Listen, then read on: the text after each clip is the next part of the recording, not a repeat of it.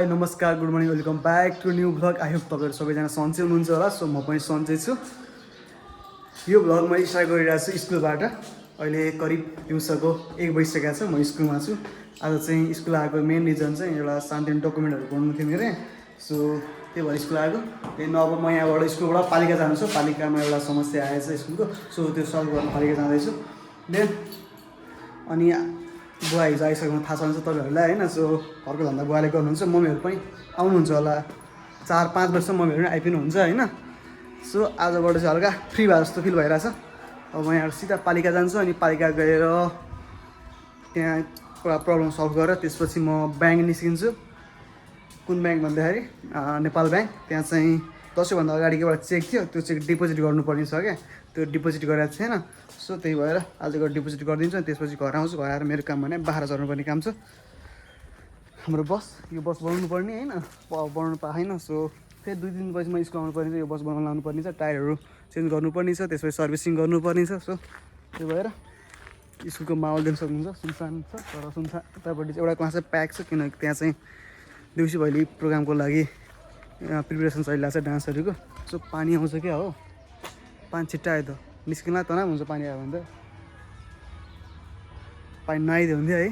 So म निस्किन्छु पालिकातर्फ है त। यो मेरो पछाडि देख्नु भएको चाहिँ हाम्रो चामरी खोला हो होइन। हाम्रो गाउँको एउटा मात्र खोला अहिले त सानै छ है। पानी पर्छ यति ठुलो आउँछ नि। यो पुरै पछाडिको सब धागेर आउँछ। अनि झन् चैत वैशाखमा सुकेर ठन्डा राम्रो पानी एउटा नि हुँदैन। सानो पानी हुन्छ। फड्किन सक्ने अवस्था हुन्छ। तर अहिले पनि तरलाई गाह्रो गाह्रो पर्ने अवस्था छ यहाँको पानी हेर्दाखेरि। तर पानी पऱ्यो भने त अब आट्नु नै पर्दैन कि। वर्षा एकजना दुईजना मान्छे बगाएर हुन्छ यो खोलाले। र अहिले पछिल्लो चरण चाहिँ केही कम भएको छ। किनकि पुलहरू बनाएन ठाउँ ठाउँमा पुलहरू बनाएको छ। सो यसले गर्दा चाहिँ अलिकति समस्याहरू कम भएको छ बगाउने ओर्ने। नत्र त पहिला पहिला चाहिँ एकदमै बगाउने समस्याहरू हुन्थ्यो है। मान्छेहरू खोलाबाट तर्नु पर्थ्यो होइन। त्यो भएर अनि स्कुल पढ्न आउने कति बच्चा हाम्रो बच्चाहरू हुँदैन। हाम्रो उता हामी स्कुल पढ्दाखेरि पुलहरू कुनै बनाएको थिएन। अनि खोलापारीको साथीहरू चाहिँ पुरै भिजेर आउँथ्यो कि। त्यो आधी आधी पाइन्टहरू सब भिजेर आउने। कोही चड्डीमा आइदिने त्यस्तो हुन्थ्यो कि पुल नबन्दाखेरि। यहाँ आएपछि त्यो याद आइहालेर मैले यो क्लिप बनाएको। म अहिले गाउँपालिकाबाट बजार झरिरहेको छु। जङ्गलको बाटो देख्न सक्नुहुन्छ है।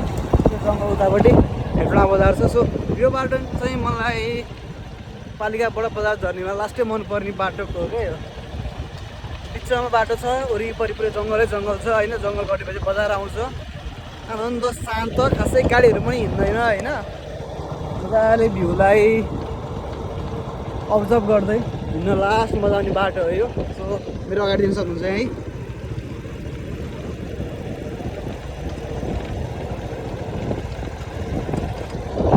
लास्टै कम गाडीहरू हिँड्छ कि। अब यहाँ पालिका आउने बस ठुलो गाडी त हिँड्दैन यहाँ। यो बाटो हिँड्ने भने बाइक अनि अटोहरू हिँड्छ। सो त्यस्तो गाडी कुनै हिँड्दैन। अनि यहाँ तपाईँ तल देख्न सक्नुहुन्छ है। यहाँ चाहिँ वस्तुहरूलाई खान ओर्नलाई हुन्छ। त्यो जङ्गल हिँड्ने मान्छेहरूलाई खान ओर्नलाई भनेर चाहिँ यहाँ उयो राखेर चाहिँ पानी जमाइदिएर यहाँनिर पालिकाले राम्रै काम गरेको छ यो पनि। सो जङ्गलको बाटोमा आनन्दसँग सेफ राइड ढङ्ग हात छोडेर होइन मजाले बाइक हाक्न मजा आउँछ यो बाटोमा। रमाइलो बाटो छ यो। सो हजुर देख्न सक्नुहुन्छ होइन। तर सेफसँग गाडी चलाउनुपर्छ। नत्र आफैलाई गाह्रो नै हुनसक्छ यो बाटो। हात छोड्ने भएर ओभर स्पिडबाट गाडी चलाउँदा बाइक चलाउँदाखेरि अघि मान्छे के भयो भन्दाखेरि एकपट्टि साइड चाहिँ पानी परिरहेको पुरै जङ्गलको होइन। एकपट्टि साइड पानी नपरेको कि। अनि बाटोमा नि आधी बाटोमा चाहिँ पानी परिरहेको अनि आधी लेन्थमा चाहिँ पानी नपरेको कि। मलाई अचम्म लाग्यो कि घाम पनि लगाइरहेको पानी पनि परिरहेको छ कि। अनि आधीमा पानी पऱ्यो आधीमा अचम्म लाग्यो। मेरै अगाडि त्यस्तो भयो कि। मेरो आधी साइड चाहिँ भिज्यो होइन। आधी साइड चाहिँ भिजेन कि त्यो पानीले त्यस्तो भयो। तर ठिकै छ। फेरि आधी साइड कसरी भिज्यो ओभानमा हिँड्नु पर्थ्यो भन्नु होला। अब यस्तो म पनि त्यसलाई चलपल त दिनु पऱ्यो नि त। त्यही भएर त्यसरी हिँडेको। तर अचम्मसँग पानी पऱ्यो। यता आउँदा चाहिँ पानी पाएर हिँड्नु पुरै घाम लागिरहेछ। ल यही हो। सो म अहिले आइसकेँ नेपाल ब्याङ्क लिमिटेड देख्न सक्नुहुन्छ है। अब यहाँ माथि जान्छु अनि चेक डिपोजिट गर्छु। त्यसपछि सिधै घर सकेको छुमा घर जान्छु नेपाल ब्याङ्क लिमिटेड है त। ब्याङ्कमा चेक डिपोजिट गरिसक्यो। भौसरी मेरो अगाडि छ हेर्नु सक्नुहुन्छ होइन। तर खासै टाइम लागेन। 3-4 मिनट टाइम लाग्यो जम्मा। त्यही भएर यो ब्याङ्कमा आएको क्या। हाम्रो नेपाल ब्याङ्क चाहिँ 2 ठाउँमा छ। एउटा यहाँ कान्तिराज पथमा छ। एउटा उता हाइवे अगाडि छ। सो यहाँ चाहिँ खासै भिड हुँदैन, उता त लास्टै भिड हुन्छ कि त्यही भएर उता नगइकन यता आएको।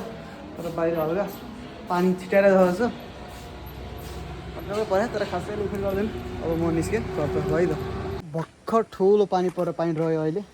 म चाहिँ मम्मीहरू आउने प्रतीक्षामा बाटो हेरेर बसिरहेको छु। यही बाटो आउनुहुन्छ क्या। सो अहिलेसम्म आउनु भएको छैन। कतिखेर आउँछन् भन्दा मैले के अरे 1 मिनटमा कम्तीमा नि 10-12 चोटि चाहिँ त्यहाँ हेरेर बसिरहेको हुन्छु कि कतिखेर आउँछन् मम्मीहरू, कतिखेर आउँछन्। अनि गाडी आउने बित्तिकै त्यो बाटोमा रोक्छ रोक्दैन भनेर बसिरहेको हुन्छु कि। बाइक भन्न आए चाहिँ अटो आए पनि, बस आए पनि, जे आए पनि त्यही हेरेर बसिरहेको छु। सो कतिखेर आउनुहुन्छ वेट गरिरहेको छु। पक्कै पनि अब केही समयभित्र आइपुग्नु हुन्छ जस्तो लाग्छ मलाई। सो पानी परेर मौसम फेरि क्लिन भइसक्यो। हिजो अस्ति 2 दिन चाहिँ पानी परेको थिएन, अनि पुनः आज पानी पऱ्यो।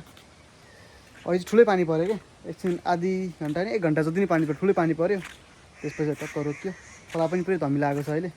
सो म बाख्रा चराउँदै छतमा बसेर मम्मीहरूको प्रतीक्षा गरिरहेको छु अहिले चाहिँ। बाख्रा त्यहाँ माथि चरिरहेको हो। मम्मी भाइ बहिनी चाहिँ आइराख्नु अहिले बाटोमा आइपुगेँ। आफ्टर लङ टाइम नहुनु 4-5 दिन पछिको आजको भेट है त। पक्कै आइराख्नु एउटा